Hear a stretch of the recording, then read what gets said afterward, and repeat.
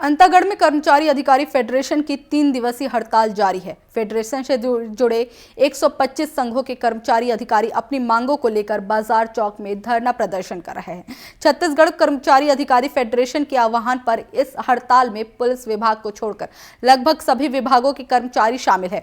हड़ताल के चलते शिक्षा, स्वास्थ्य और राजस्व से जुड़े कामकाज भी प्रभावित हो रहे हैं। छत्तीसगढ़ अधिकारी कर्मचारी फेडरेशन द्वारा आज अंतागढ़ के नयापारा चौक में धरना प्रदर्शन किया जा रहा है। ये जो धरना प्रदर्शन है और ये जो आंदोलन है ये पूरे छत्तीसगढ़ में किया जा रहा है।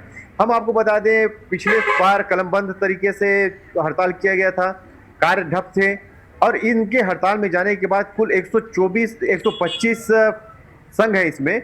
उनकी हड़ताल में जाने के बाद स्वास्थ्य सेवा, राजस्व विभाग के जो कई कार्य हैं वो, साथ ही आपको हम बता दें कि शैक्षणिक संस्थाओं में जो रुकावटें आ रही हैं वो, मतलब कुल मिला के कहा जा सकता है जितने भी शासकीय कार्य हैं वो बाधित हो रहे हैं, लोग परेशान हो रहे हैं। मगर सरकार कहीं ना कहीं इन चीज़ों को आंख और कान बंद करके अनसुना कर रही है।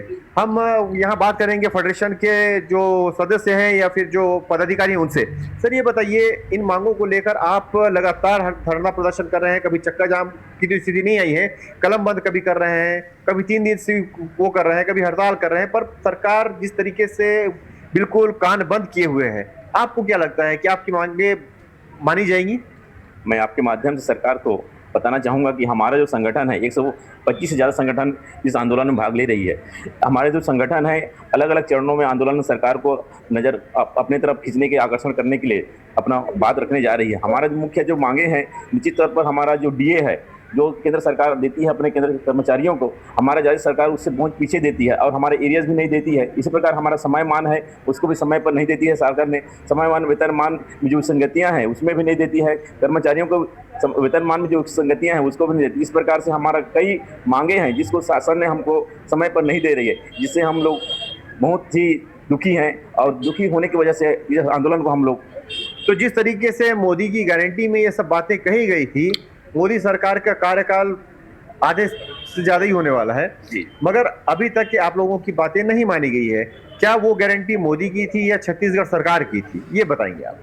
मोदी की गारंटी के नाम पर घोषणा पत्र करके सरकार ने आई है और मोदी की गारंटी के नाम से ही कर्मचारियों ने बीजेपी की सरकार को इस छत्तीसगढ़ में बनाया है।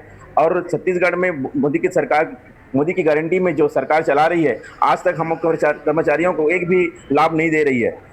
जिस तरीके से संघ के पदाधिकारी का कहना है कि मोदी की गारंटी पे विश्वास किया गया था, मगर वो मोदी की गारंटी कहीं ना कहीं इन लोगों के लिए घातक साबित हो रही है और जो वादे इनसे किए गए थे वो वादे पूरे नहीं होने की वजह से अब इनका जो अग्रिम जो प्रदर्शन होगा वो अनिश्चितकालीन हड़ताल के रूप में देखा जाएगा, जिससे जाहिर सी बात है सभी सरकारी संस्थाओं में या तो ताले जड़ दिए जाएंगे या फिर वहाँ पे लोगों के काम अटक जाएंगे या रुक जाएंगे। तो लोगों को, कुल मिला के लोगों को परेशानी होगी और साथ ही परेशानी हो रही है इन जो 125 संगठन के संघ के जो सदस्य हैं उनको और उनके परिवार को। मैं कैमरा पर्सन शानू जफर के साथ जावेद खान, TV 24 के लिए।